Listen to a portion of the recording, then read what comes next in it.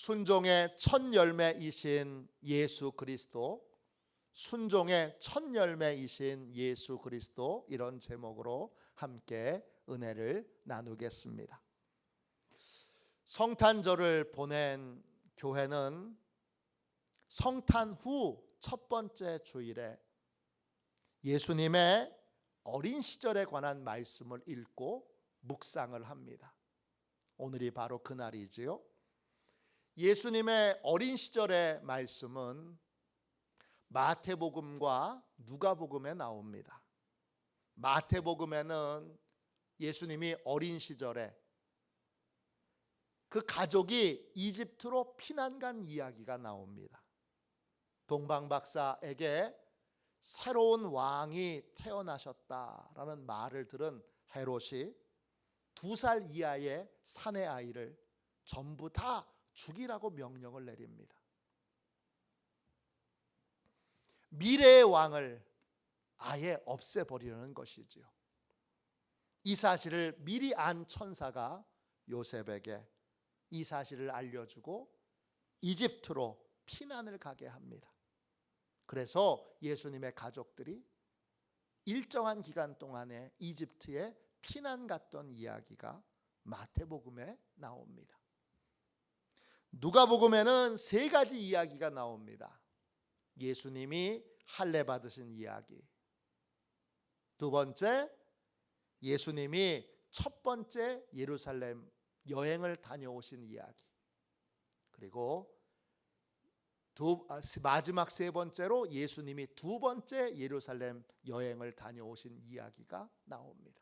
이게 예수님의 어린 시절에 관한 복음서의 내용입니다.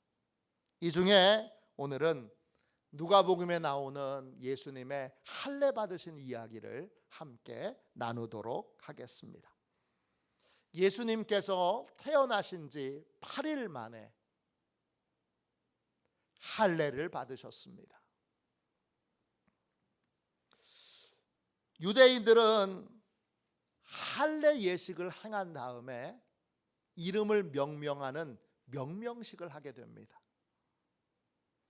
예수님의 아버지 요셉도 예수님에게 할례 예식을 행한 다음에 예수님의 이름을 첫 번째로 사람들에게 선포하는 시간을 갖습니다. 오늘 말씀 21절을 보세요. 누가복음 2장 21절입니다. 할례할 8일이 되매 그 이름을 예수라 하니 곧 잉태하기 전에 천사가 일컬은 바로라. 예수님은 태어나신 지 8일 만에 할례를 받으셨습니다. 할례란 무엇입니까? 할례란 내가 하나님과 언약을 맺은 언약의 백성이라는 걸 기억하기 위해 남자의 생식기의 표피를 잘라내는 것입니다. 할례의 핵심은 자자손손이, 생식기는 자자손손이를 상징하는 건데 자자손손이 하나님과 언약을 맺은 사람이라는 걸 잊지 않고 기억하는 것, 바로 그것이 바로 할례 예식의 핵심입니다. 구체적으로 하나님과 어떤 약속을 맺었습니까? 하나님께서 약속하시는 것을 반드시 이루실 거라는 걸 온전히 믿고 살기로, 하나님의 약속은 반드시 이루어져 이 사실을 온전히 믿고 살기로 하나님과 언약을 맺은 것입니다. 약속을 맺은 것입니다. 예를 들어서 하나님은 아브라함에게 자식과 땅을 주시겠다고 약속하셨습니다. 그런데 아브라함이 99세가 되도록 자식이 없었습니다. 남자가 99세에 자식을 낳을 수 있습니까? 불가능합니다. 더 불가능한 건 아내의 나이입니다. 아내의 나이는 89세입니다. 아브라함과 아내 사라의 나이 차이는 10살 차이가 납니다. 89세의 할머니가 아이를 낳는다는 건 불가능합니다. 그런데 하나님이 분명하게 약속하셨습니다. 인간의 눈으로 보기에는 실현이 불가능한 이 약속을 하나님이 계속 이루실 거라고 말씀하십니다. 할례를 받는다는 것, 불가능해 보이는, 내 눈에는 불가능해 보이고 또 상황적으로도 불가능해 보이고 현실적으로 불가능해 보이는 일이라 할지라도 하나님의 약속은 반드시 이루어질 줄로 믿고 그 믿음으로 살기로 결정한 것, 그것이 바로 할례 예식의 핵심입니다. 하나님의 약속이 반드시 이루어질 것이다. 이걸 어떤 순간에도 의심하지 않고 살기로 하나님과 약속을 맺은 것, 언약을 맺은 것, 그게 바로 할례입니다. 할례는 그런 의미에서 하나님의 약속이 이루어지는 것에 대하여 의심하는 모든 의심을 우리 마음에서 잘라내는 것입니다. 하나님의 약속이 온전히 내 삶에 이루어질 것이다 라는 것을 굳게 믿는 믿음으로 살기로 결심하는 것, 다짐하는 것, 그것이 바로 할례 예식의 핵심입니다. 이런 믿음의 결단을 하고 할례 예식을 행하게 됩니다. 그런 다음에 뭘 하죠?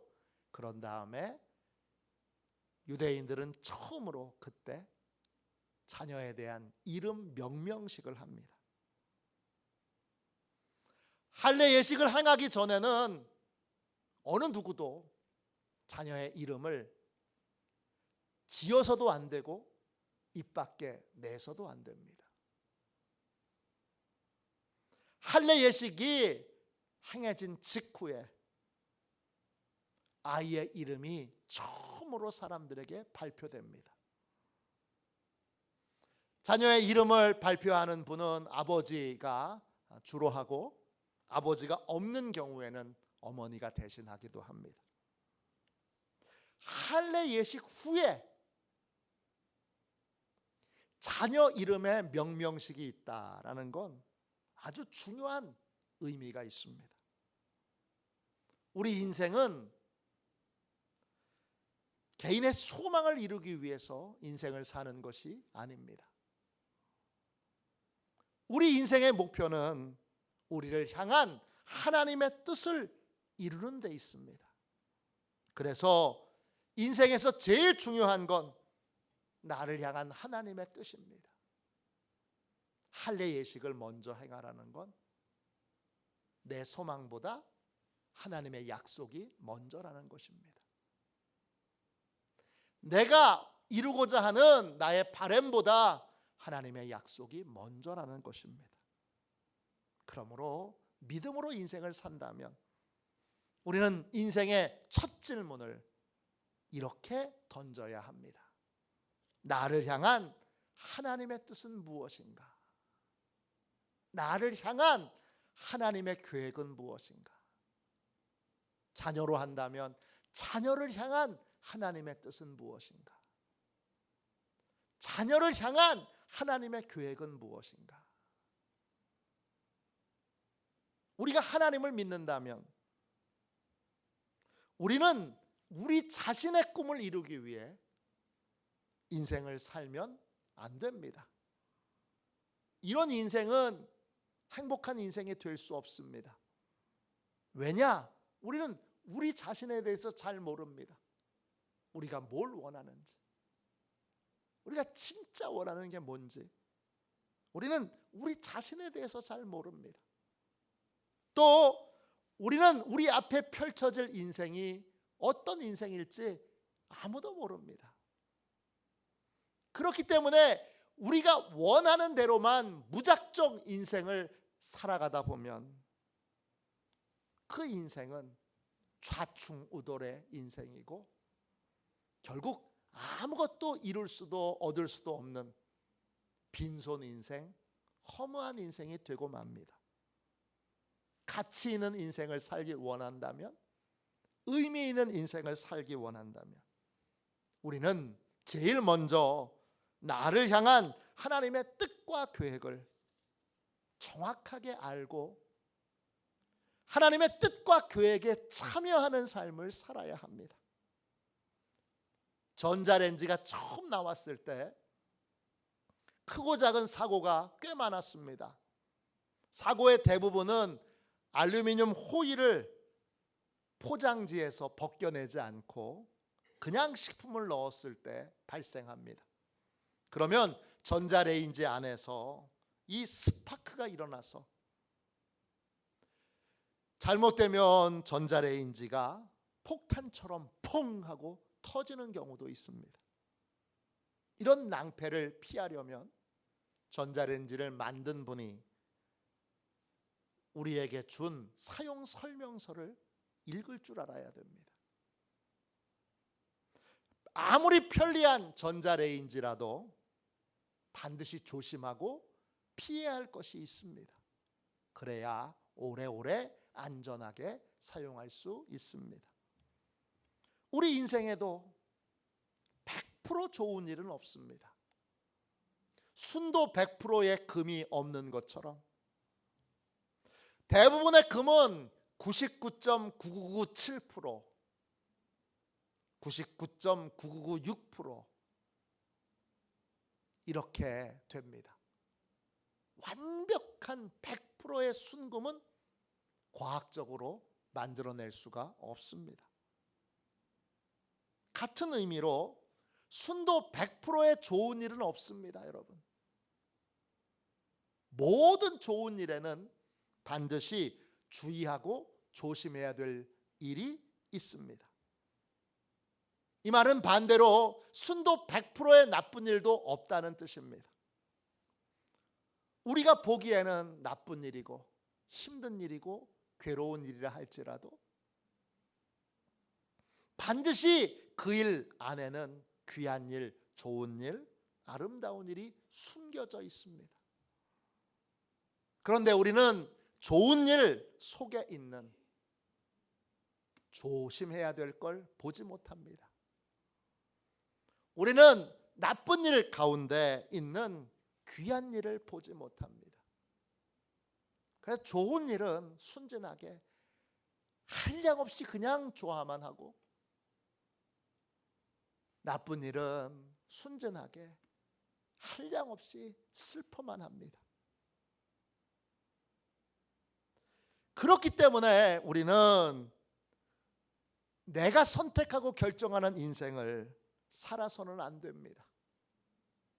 그러면 우리는 쉽게 좋아하고 쉽게 낙심하는,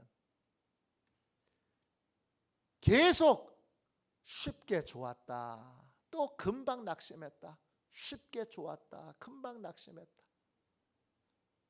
금방 최고의 인생을 사는 것처럼 느꼈다가 또 금방 가장 불행한 인생을 사는 것처럼 느끼는 그런 왔다 갔다 하는 인생, 기복이 있는 인생, 불안한 인생을 살 수밖에 없습니다.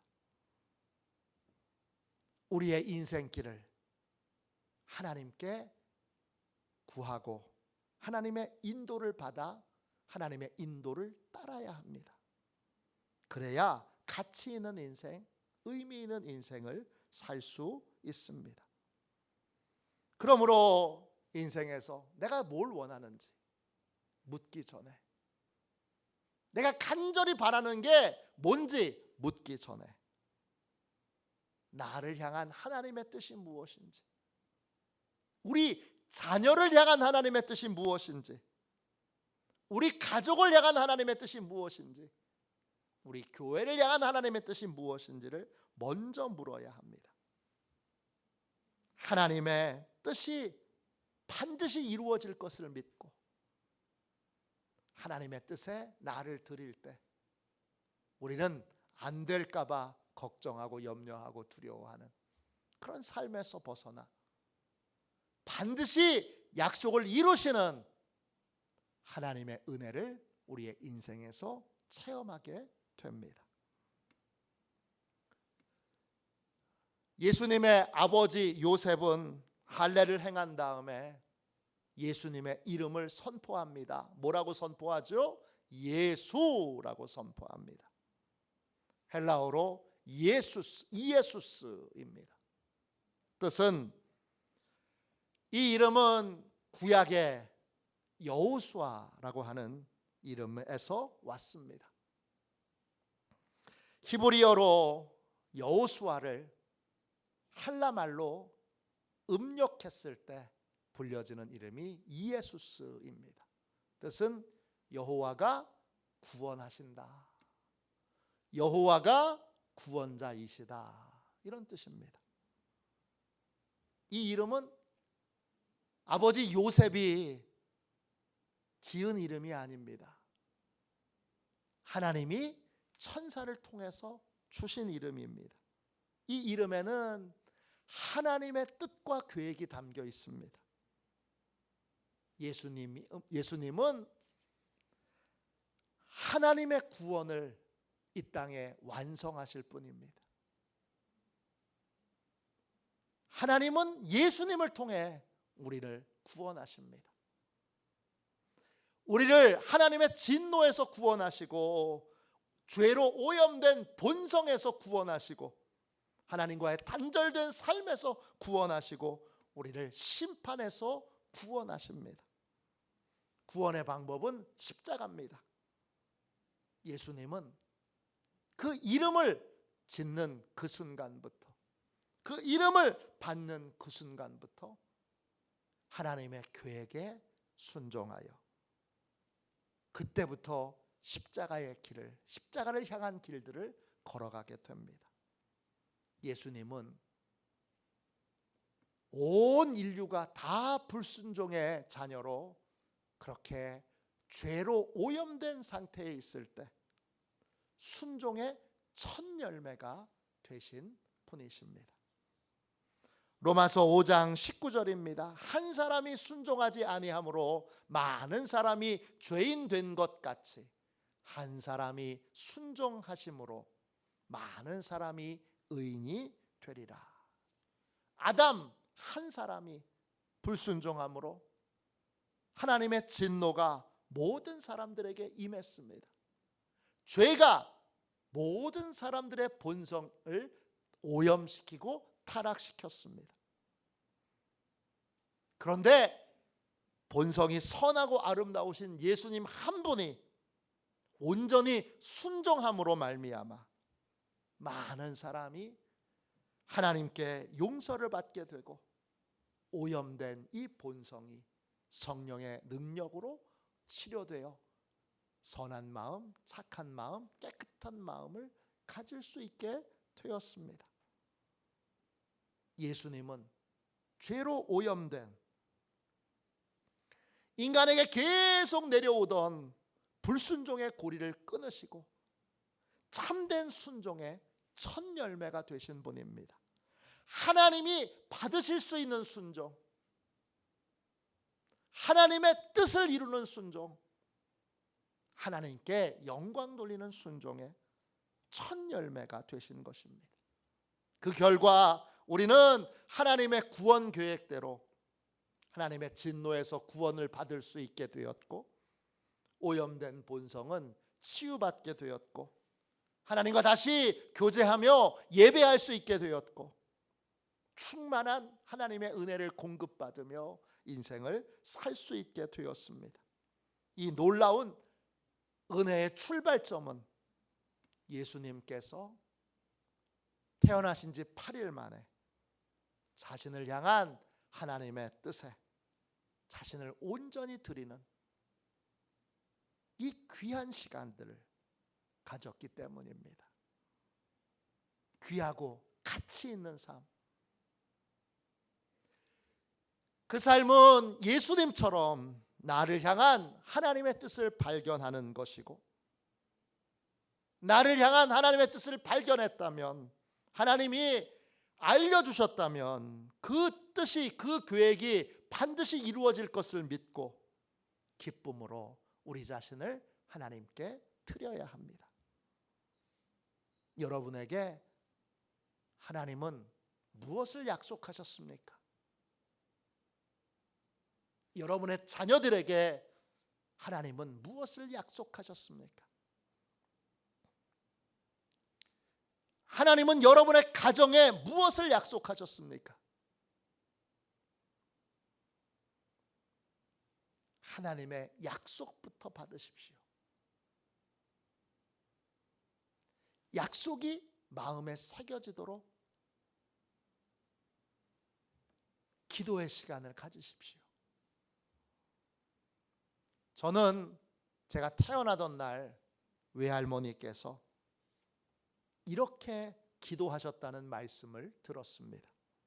이 민족의 모세가 되게 해 주세요. 제 할머니는 제가 아는 사람 중에 가장 많이 기도하는 분이셨습니다. 돌아가실 때까지 평생 기도하며 사신 분입니다.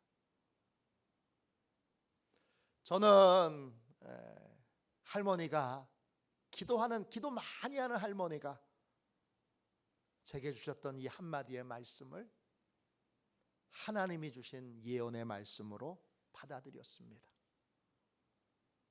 이 한마디의 예언의 말씀은 인생을 살면서 저를 수많은 절망의 수렁에서 건져내 주었습니다. 제 자신이 참 비참할 때 나는 왜 이거밖에 안 될까? 자책하는 마음이 들 때, 또 환경과 상황이 어려울 때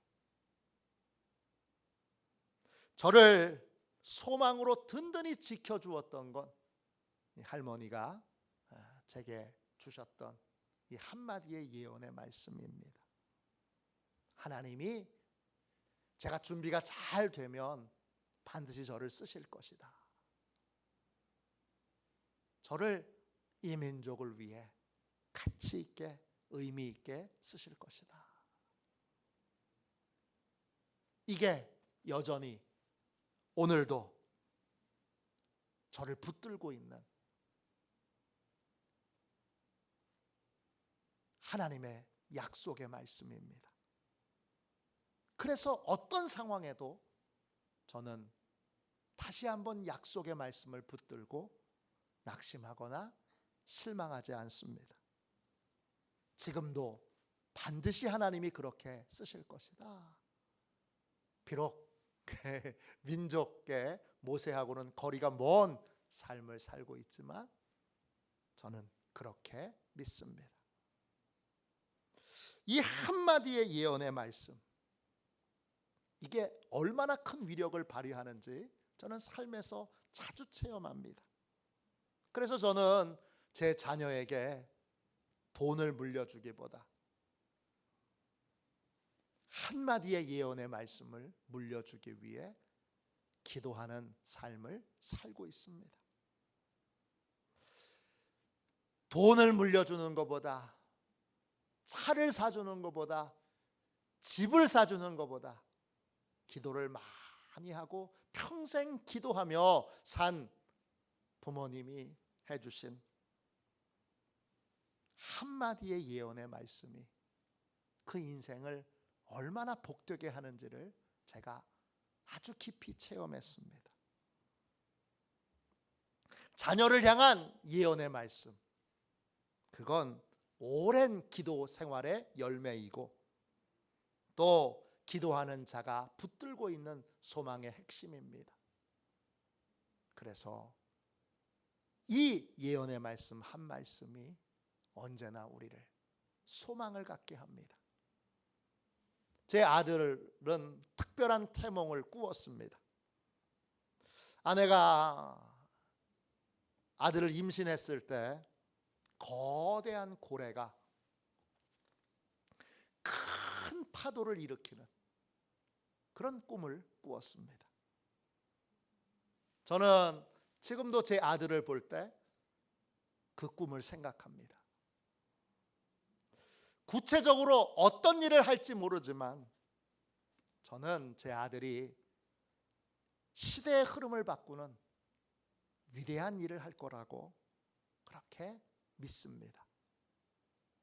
청소년기에 아들이 잠시 방황할 때가 있었는데 그때도 흔들리는 마음을 다시 한번 아내와 함께 이 꿈을 붙들기로 결단했습니다.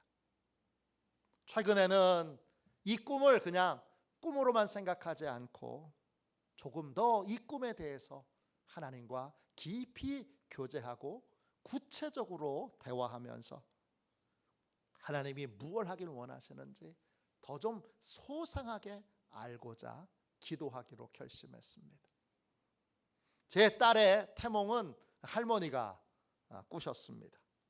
예쁘고 아름다운 복숭아가 가득한 바구니가 하늘에서 내려오고 그걸 할머니가 받으셨습니다. 저는 딸을 볼 때도 복숭아 열매를 생각합니다. 구체적으로 어떤 열매인지 모르지만 딸은 많은 열매를 풍성하게 맺을 사람이라고 그렇게 믿습니다. 최근에는 이 딸에 대한 꿈에 대해서도 하나님과 구체적으로 하나님이 어떤 열매를 맺길 원하시는지를 소상하게 묻고 듣는 시간들을 갖고 있습니다. 우리에게는 우리 자신의 소망보다 우리를 향한 하나님의 계획이 중요합니다.